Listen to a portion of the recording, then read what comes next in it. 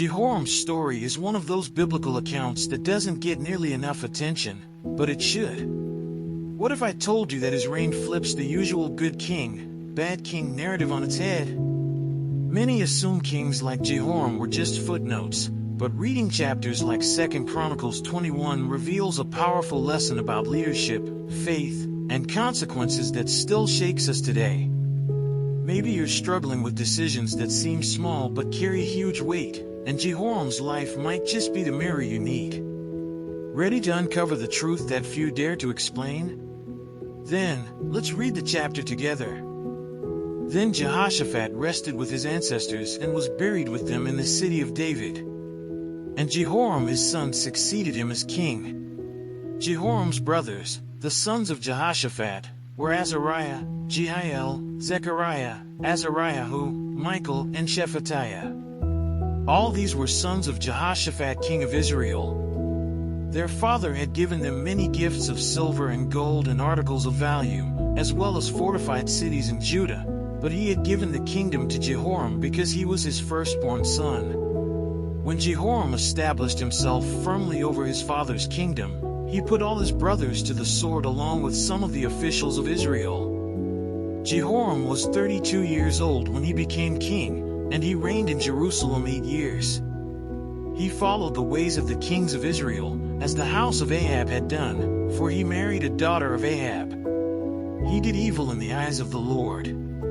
Nevertheless, because of the covenant the Lord had made with David, the Lord was not willing to destroy the house of David. He had promised to maintain a lamp for him and his descendants forever.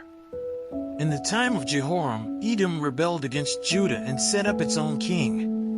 So Jehoram went there with his officers and all his chariots. The Edomites surrounded him and his chariot commanders, but he rose up and broke through by night. To this day Edom has been in rebellion against Judah. Libnah revolted at the same time, because Jehoram had forsaken the Lord, the God of his ancestors. He had also built high places on the hills of Judah and had caused the people of Jerusalem to prostitute themselves and had led Judah astray.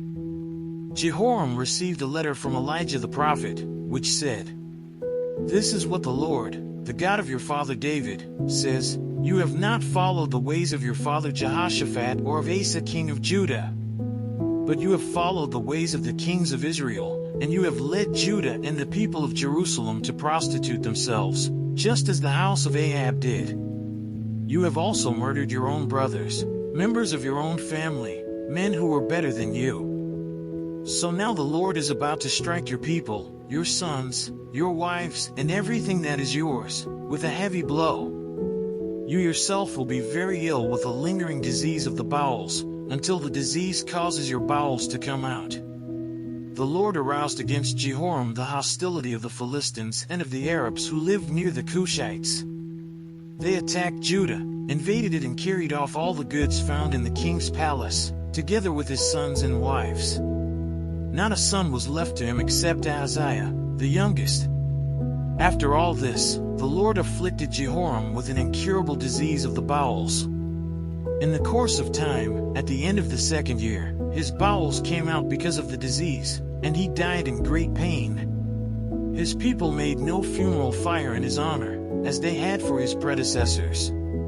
Jehoram was 32 years old when he became king, and he reigned in Jerusalem 8 years.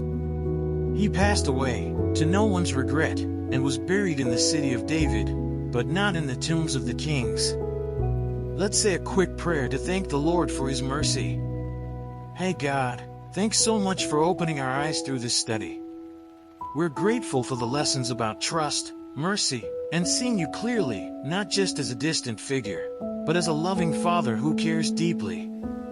Help us to take this knowledge and live it out every single day. When we're tempted to rely on our own strength, remind us to lean on you instead. Guide our hearts to pray more, trust more, and walk closer with you. We're counting on your grace to make it happen. Amen. Now that you've journeyed through Jehoram's story, it's time to ask yourself, what censuses are you counting on in your life? Are you trusting in your own strength, or leaning into God's mercy like David did? Imagine how your relationship with God could change if you reshaped your view of Him, not as distant or harsh, but as deeply compassionate. How might your prayers, your reading of the Bible, or your daily choices be different?